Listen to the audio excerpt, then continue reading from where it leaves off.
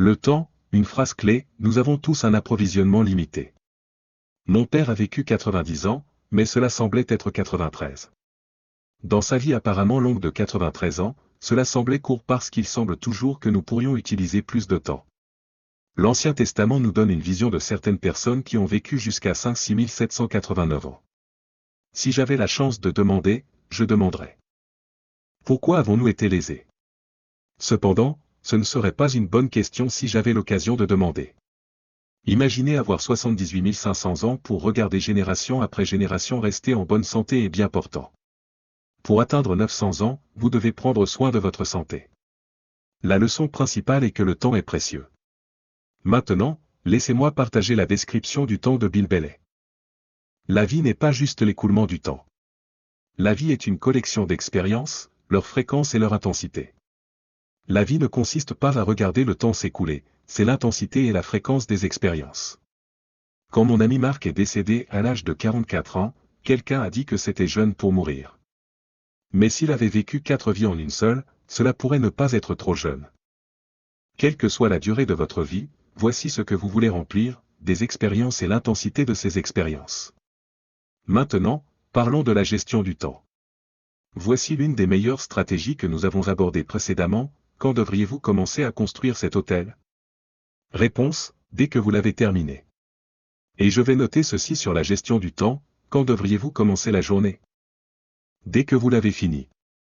Planifiez la journée du mieux que vous pouvez, en laissant beaucoup de place pour l'amélioration et les surprises. Mais si vous avez planifié une bonne journée productive, commencez cette journée. Vous ne pouvez pas imaginer à quel point votre temps sera plus précieux. Ne commencez pas la journée tant que vous ne l'avez pas terminée. Voici le suivant, ne commencez pas la semaine tant que vous ne l'avez pas finie. Maintenant, planifier une semaine est un assez bon défi. Ensuite, ne commencez pas le mois tant que vous ne l'avez pas terminé. Des endroits à visiter, des gens à voir, la productivité, les ventes, les clients, le développement, et tout le reste de ce que vous voulez accomplir pendant 30 jours. Ne commencez pas le mois tant qu'il n'est pas terminé. Et puis voici le grand défi, ne commencez pas l'année tant que vous ne l'avez pas fini. Du mieux que vous le pouvez. Ça ne peut pas être fini minute par minute, mais en termes de ce que vous voulez accomplir en 2002, assurez-vous que c'est prêt à partir lorsque le 1er janvier arrive. Et cela pourrait tout bouleverser, et cela pourrait être déchiré, et vous refaites, et vous faites tellement de progrès les 90 premiers jours que maintenant vous avez multiplié par 2 par 3. Parce que cela m'est arrivé. Je pensais, waouh, voici comment cette année va être géniale. Quand j'ai terminé le 3e mois, je roule, je suis endolori, et tellement de choses se passent. Je révise tout mon plan de l'année. Maintenant, notez ceci, approche de la gestion du temps. Voici le premier, ignorez le sujet. Je veux dire, c'est un bon conseil.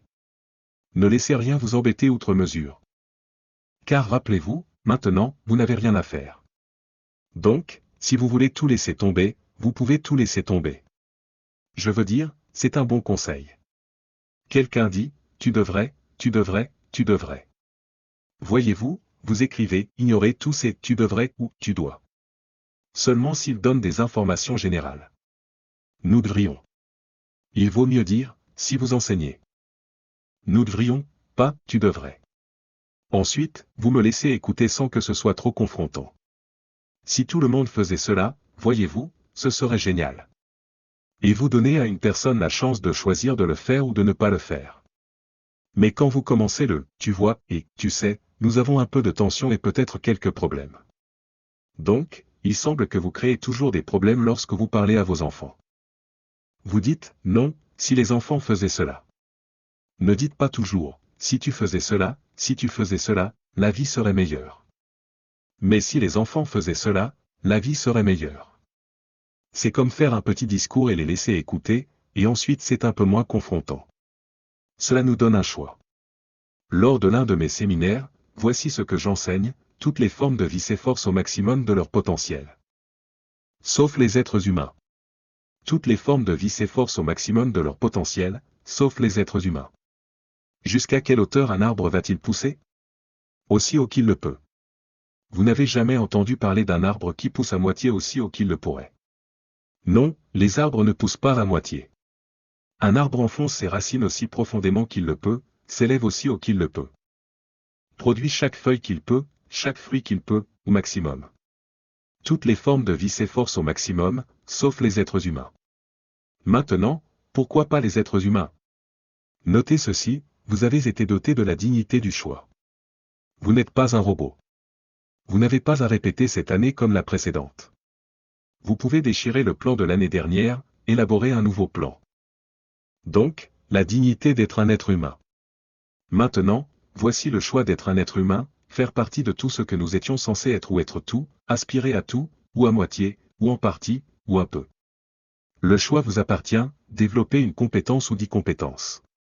Quelqu'un dit, eh bien, je serais content d'apprendre juste une langue de plus. Eh bien, certains disent, eh bien, je vais en apprendre 6 ou 7. Et tout cela est une question de choix. Quand quelqu'un dit, non, tu devrais en apprendre 4, vous devez résister à tout cela car il s'agit de dignité personnelle, et vous ne voulez pas détruire la dignité de quelqu'un en faisant toutes les arts et qu'il se sente réticent à le faire. Maintenant, nous avons des problèmes. Donc, si vous voulez simplement ignorer ce sujet sur la gestion du temps. Maintenant voici le suivant, descendez à quelque chose de plus facile. Le gars est dans les ventes et il dit, oh, je veux posséder l'entreprise. Finalement, il possède l'entreprise. Maintenant, il n'a plus de temps pour jouer au golf. Il a dit, quand j'étais dans les ventes, je gagnais beaucoup d'argent, je jouais au golf 3 jours par semaine. Mais maintenant, avec la propriété, peu importe la gestion. Ma vie n'était jamais la mienne après avoir commencé à gérer. Je retourne aux ventes. Voyez-vous, c'est la clé. Si vous êtes trop pressé, vous pourriez envisager de descendre à quelque chose avec un peu moins de pression temporelle. Une petite fille dit à sa mère, papa rentre à la maison, apporte sa mallette, me tapote la tête et dit bonjour et disparaît et travaille sur ses papiers. Pourquoi mon papa ne joue-t-il pas avec moi? Et sa mère a dit. Regarde, ton papa t'aime beaucoup, mais il est tellement occupé au travail, il ne peut pas tout faire. Il doit le ramener à la maison. Il t'aime, mais c'est pourquoi il ne peut pas jouer avec toi. Et la petite fille a dit, pourquoi ne le met-il pas simplement dans un groupe plus lent? Donc, notez ceci, maintenant, si vous n'avez pas de temps pour vos enfants, vous pourriez envisager de rejoindre un groupe plus lent. Vous vous souvenez quand j'ai dit que certaines choses pour lesquelles j'ai opté m'ont coûté trop cher? Donc, reconsidérez.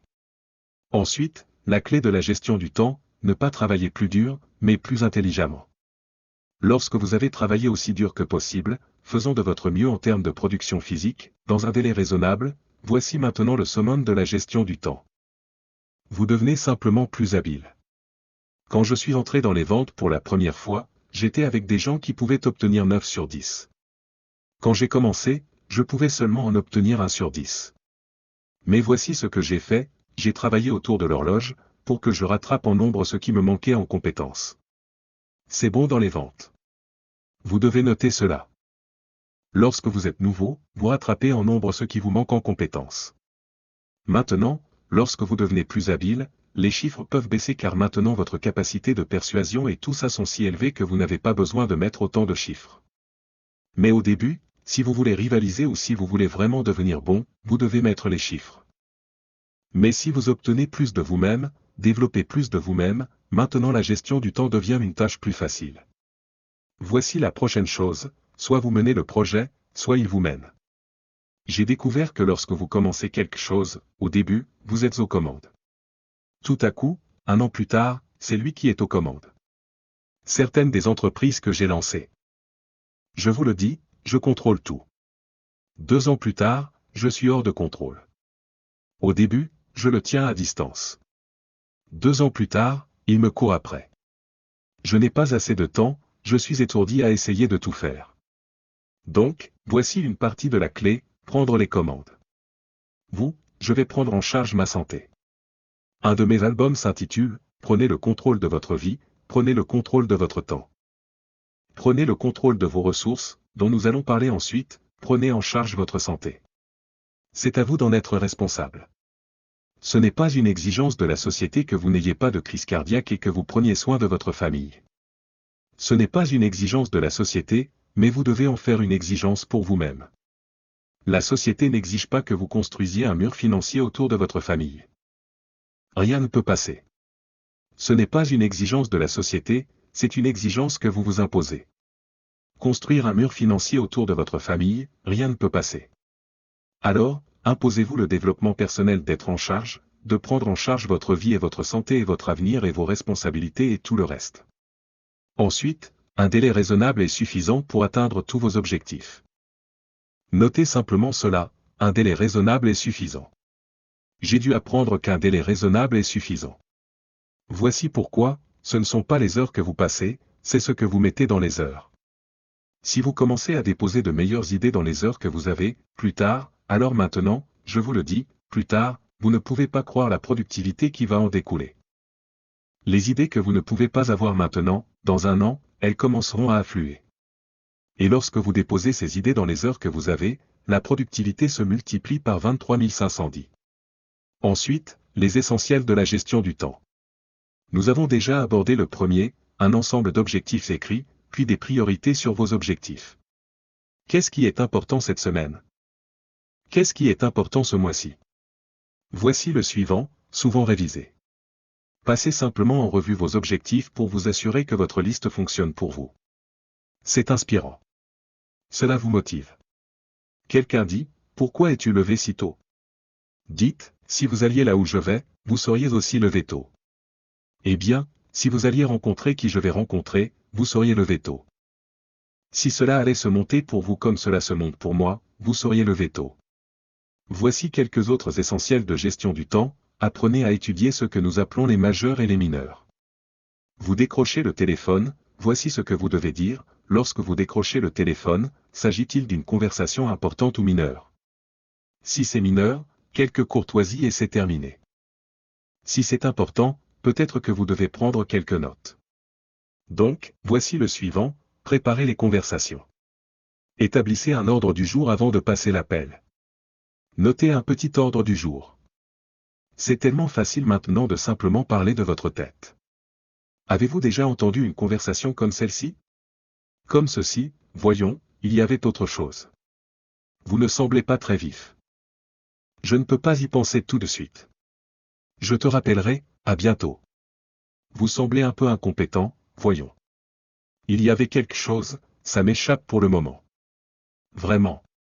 Alors, nous avons ça maintenant, mon ordre du jour avant de passer un appel. Si c'est un appel important, plus tard cela vous fait économiser toutes sortes de choses. Vous appelez John et le vendeur dit. John, vous vous souvenez de ces 4 choses dont nous avons parlé? John dit, non, nous n'avons pas parlé de ça. Et puis vous sortez votre agenda ou ce que vous avez, et là, il y a la liste que vous avez faite lorsque vous avez passé l'appel. Il dit, oh oui, il me semble que je me souviens, et vous l'avez avec votre liste. Si ce ne sont que des vendeurs, surtout, ils peuvent vous faire changer d'avis sur ce que vous avez en tête. C'est vrai. Non, nous n'avons pas parlé de ça.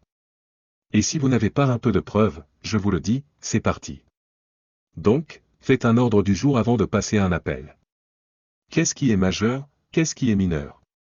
Maintenant, voici la clé sur cela, ne faites pas des choses mineures une affaire majeure. Si vous consacrez un temps majeur à faire des choses mineures, je vous le dis, vous serez constamment en retard. Voici ce que nous apprenons dans la formation à la vente, qu'est-ce qui est majeur en termes de temps, qu'est-ce qui est mineur en termes de temps.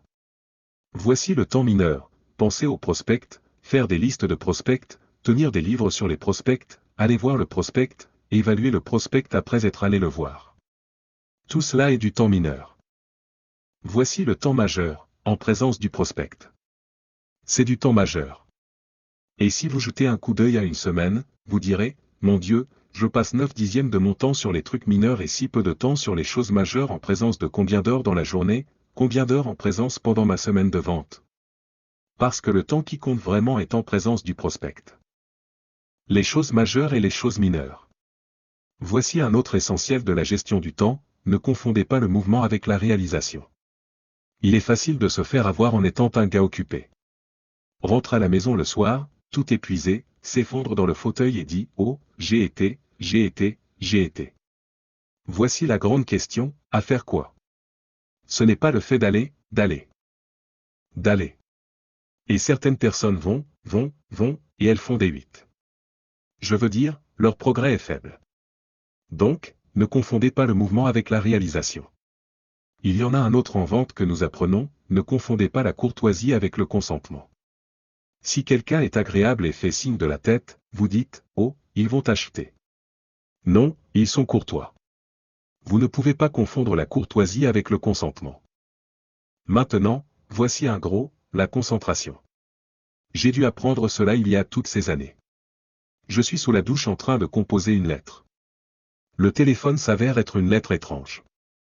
Alors, voici ce que j'ai appris à faire, gardez le travail jusqu'à ce que vous arriviez au bureau. Gardez le travail jusqu'à ce que vous arriviez au travail. Ne cherchez pas à arriver au bureau en allant au travail.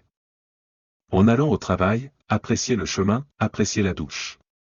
Ensuite, allez travailler. Quand vous arrivez au travail, j'ai trouvé que cela était utile, concentration. Voici un autre gros, apprenez à dire non. Je vous le dis, dans une société comme la nôtre maintenant, il est tellement facile d'essayer d'être une personne gentille, en disant oui, oui, oui à tout, et de vous retrouver surchargé. Et maintenant vous devez appeler et faire, eh bien, bon sang, vous savez tout le temps qu'il faut pour vous désengager de quelque chose à quoi vous avez dit oui trop rapidement. Voici ce qui pourrait être mieux, je ne pense pas, mais si ça change, je vous appellerai. De petites choses que vous pouvez utiliser pour ne pas vous surcharger. Mon ami Ron Reynolds dit, ne laissez pas votre bouche surcharger votre dos. C'est une bonne. Maintenant, voici un gros sur la gestion du temps, quand vous travaillez, travaillez, quand vous jouez, jouez. Ne mélangez pas les deux. Ne travaillez pas en jouant. Je prenais l'habitude d'emmener ma famille à la plage et j'apportais ma serviette. J'ai appris à ne pas faire ça. Ou à la plage, je dis, je devrais être au bureau. Maintenant ma famille est contrariée parce que je suis à la plage et je pense bureau. Bureau, bureau. Maintenant quand je suis au bureau, je pense, qu'est-ce que je dois faire? Emmener ma famille à la plage, la plage, la plage. Donc les choses ne se passent pas trop bien au bureau parce que je pense plage, et les choses ne se passent pas trop bien à la plage parce que je pense bureau. Voici ce que j'ai appris à faire, à la plage, soyez à la plage. Au bureau, soyez au bureau. Quand vous travaillez, travaillez, quand vous jouez, jouez. Ne mélangez pas les deux. Ne travaillez pas en jouant. Maintenant, voici l'une des plus importantes, ne jouez pas au travail. Le travail est trop sérieux. Vous ne voulez pas avoir la réputation d'être le bouffon du bureau. Ce n'est pas une bonne chose. Oui, il y a du temps pour quelques histoires agréables. Oui, il y a du temps pour un peu d'humour. Oui, c'est mieux si c'est un bureau joyeux, bien sûr. Mais je vous dis, vous devez être sérieux au travail car vous cédez une partie de votre vie pour le travail que vous faites. Votre travail vous coûte une partie de votre vie. Voici ce que ça s'appelle, le sérieux des affaires. Pas sinistre, pas malheureux, mais sérieux. Clé, ne jouez pas au travail.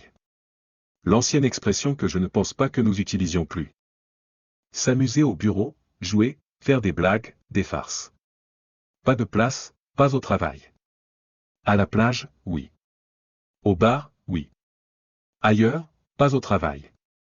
Traitez le travail avec toute la passion conservatrice qui lui est due car il vous mène vers votre avenir. Voici une autre expression clé, tout travail est bon. Vous n'aimez peut-être pas votre emploi, mais si c'est un tremplin pour vous emmener là où vous voulez aller. Vous devez apprécier votre travail. Vous n'avez pas à avoir de passion pour votre travail.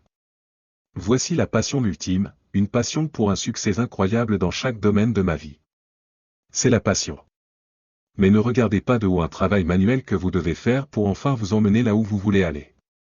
Aucun travail n'est méprisable. Chaque travail est noble. Former sa vie pour gagner sa vie. Faire une contribution à la société.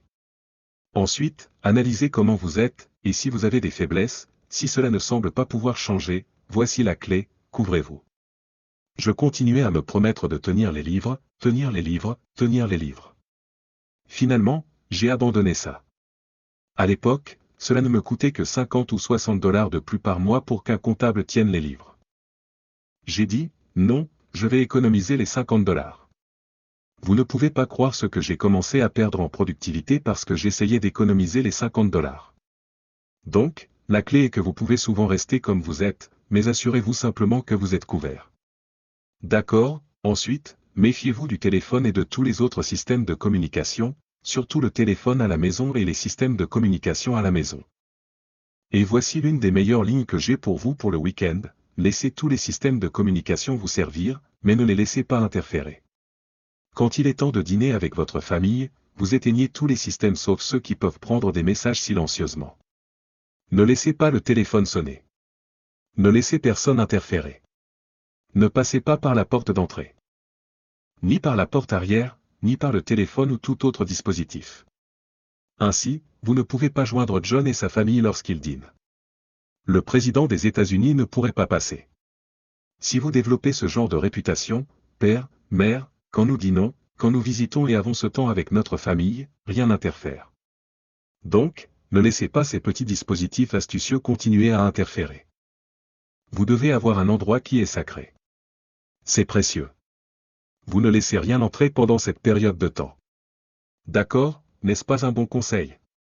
Un excellent conseil. Voici la prochaine: lisez tous les livres. Vous savez, je n'ai que quelques notes ici sur la gestion du temps, mais si vous avez des défis particuliers, vous dirigez une grande organisation, une grande entreprise. Vous avez des défis, il y a plein de livres. Maintenant, voici ce qui vient ensuite: soyez simplement plus attentif aux choses qui pourraient voler votre temps. Voici pourquoi: le temps est comme du capital. Vous ne pouvez pas laisser quelqu'un voler votre grain semencier. Vous ne pouvez pas laisser quelqu'un voler votre capital. Et vous ne pouvez pas laisser quelqu'un voler votre temps. Vous devez désigner votre temps. Et une partie du temps que vous désignez, vous ne devez pas laisser quelqu'un voler. Le temps occasionnel, vous pouvez laisser quelqu'un s'introduire et voler un peu et prendre un peu, mais pas le temps sérieux. Ensuite, l'un des grands moyens de gestion du temps est d'apprendre à poser des questions dès le départ. Parfois, vous parlez à quelqu'un pendant 1 heure, et puis vous posez des questions et vous découvrez que si vous aviez posé ces questions dès le départ, vous auriez pu vous épargner 1 heure. Poser des questions dès le départ vous aide à cerner le problème maintenant. Mais si vous vous lancez simplement dans un discours, vous pourriez perdre 30 minutes, perdre 1 heure, alors que vous auriez dû parler de cela. Après avoir passé 1 heure, vous dites: John, quel est vraiment le problème? Il dit: eh bien, c'est quelque chose de personnel. Voyez. C'est de cela dont vous auriez dû parler pendant cette heure entière. D'accord, ensuite, apprenez à penser sur papier. Ensuite, nous allons faire une pause. Certaines façons de penser sur papier sont de résoudre des problèmes. Sortez-le de votre tête et mettez-le sur papier. Un autre est de fixer des objectifs, de faire ces listes que nous avons déjà commencées. Voici une autre bonne façon de penser sur papier. C'est un cahier de projet.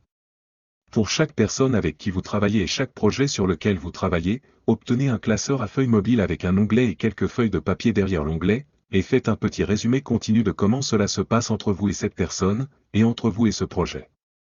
Je l'appelle un cahier de projet. C'est si utile pour moi. Mais que se passe-t-il entre vous et cette personne quand vous vous êtes vus pour la dernière fois? De quoi avez-vous parlé? Et vous avez quelques notes ici. Voici de quoi nous avons parlé la dernière fois que nous nous sommes vus. Vous savez, quand vous vous retrouvez, vous pouvez revoir cela pour mieux savoir de quoi parler quand le président se prépare à voyager et qu'il va rencontrer des gens importants. Devinez ce qu'il lui apporte? Tous ces dossiers de briefing, n'est-ce pas? La dernière fois que vous étiez avec un tel, Kennedy est informé. Voici ce qu'il a dit, et voici ce que vous avez dit. Kennedy dit: oh, c'est précieux. Je dois m'en souvenir. Si une personne est importante, cela vaut la peine de faire un petit compte-rendu. Vous pourriez même avoir un cahier de projet pour vos enfants. Voici ce qui se passe entre moi et mon enfant. Nous avons parlé de ceci, et nous avons parlé de cela, et nous avons parlé de cela. Ensuite, planificateur de journée, ou suivi de tous vos rendez-vous. Vous savez, le mien est rempli de quand attraper un avion, quand faire un séminaire, quand s'asseoir et avoir une conférence, tout le reste. Ensuite, c'est un plan de jeu. Vous savez, si vous avez une maison et que l'assurance va arriver à échéance, et que d'autres choses vont arriver à échéance, vous les mettez simplement sur une feuille de calcul et vous vous assurez que c'est pris en charge. Expression clé: sortir les choses de votre tête et les mettre sur papier. Et la clé est simplement d'expérimenter avec différentes façons. Cela vous aide à le faire. Maintenant, voici le dernier: penser sur papier. Et c'est de tenir un journal.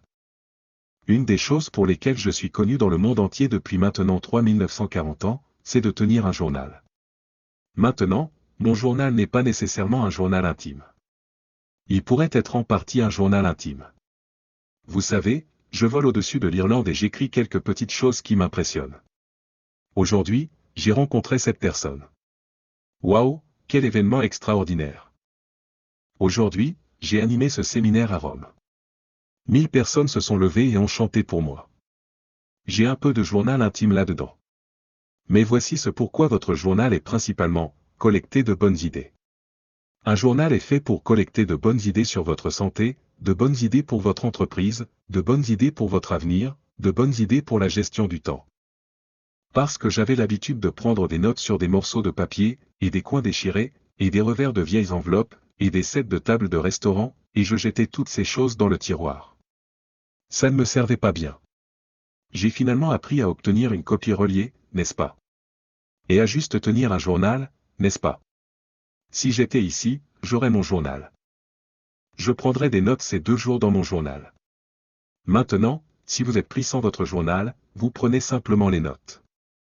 Quand vous rentrez chez vous, vous mettez ces notes dans votre journal, jetez le papier, parce que nous n'avons généralement pas besoin de papier pour réviser. Mais voyez-vous, mes journaux font maintenant partie importante de ma propre bibliothèque. Mes journaux, tous réservés en privé pour mes enfants et mes petits-enfants. Pouvez-vous imaginer ce que j'ai collecté au fil des ans? C'est incroyable. Il y a 3 trésors à laisser derrière soi. Je pense que vous avez déjà ces notes ici. Ils sont, 1. Vos photos. Ne laissez pas l'événement non enregistré. Il ne faut qu'une fraction de seconde pour dire, voici avec qui j'étais quand j'ai voyagé dans le monde. N'est-ce pas? Avons-nous pris toutes ces photos? Et voici l'un des cadeaux que les gens m'envoient, les photos qu'ils ont prises de moi et d'eux. C'est une partie des trésors que j'ai à la ferme. Incroyable. Une image vaut 1000 mots pour décrire la scène, l'émotion, ce qui s'est passé. Dire, waouh, ce fut une journée extraordinaire pour moi quand j'ai rencontré ces gens. Voici ce qui leur est arrivé quand ils sont venus à mon séminaire il y a 10 ans. Waouh, le drame revient si vous avez pris les photos. C'est l'un des trésors à laisser derrière soi quand on part. Rappelez-vous les vieilles photographies que nous avons maintenant, d'il y a 100 ans, 7080 ans. Juste quelques photographies. Que serait-ce si vous aviez des milliers de photographies du passé, de votre histoire, de votre mère, de votre père, de vos grands-parents? Alors changez tout cela maintenant pour vos enfants. Laissez toutes vos photographies comme témoignage. Voici ce qui vient ensuite, à laisser derrière soi, et c'est votre bibliothèque. Les livres qui ont changé votre vie, les livres qui ont changé votre santé, les livres qui vous ont sauvé de l'oubli, les livres que vous avez transmis à d'autres personnes. Ils étaient si passionnants pour vous? Les livres qui vous ont rendu financièrement indépendant, les livres qui ont développé votre leadership, les livres qui vous ont donné la sagesse à méditer quand les choses étaient difficiles, les livres qui vous ont aidé à traverser l'hiver, les livres qui vous ont aidé à planifier au printemps et à récolter à l'automne. Quel trésor à laisser derrière soi. Mais si vous le faites, voici ce qui est sûr. Vos livres seront plus précieux que vos meubles. Maintenant, le 3e trésor à laisser derrière soi est vos journaux. Les notes que vous avez prises qui vous ont aidé à vivre la vie telle que vous l'avez vécue longtemps après votre départ. Un trésor que les enfants, les petits-enfants, les arrière-petits-enfants trouveront si fascinant. Ils peuvent l'utiliser pour guider leur propre vie dans leur propre avenir. D'accord, nous avons épuisé le temps pour la gestion du temps.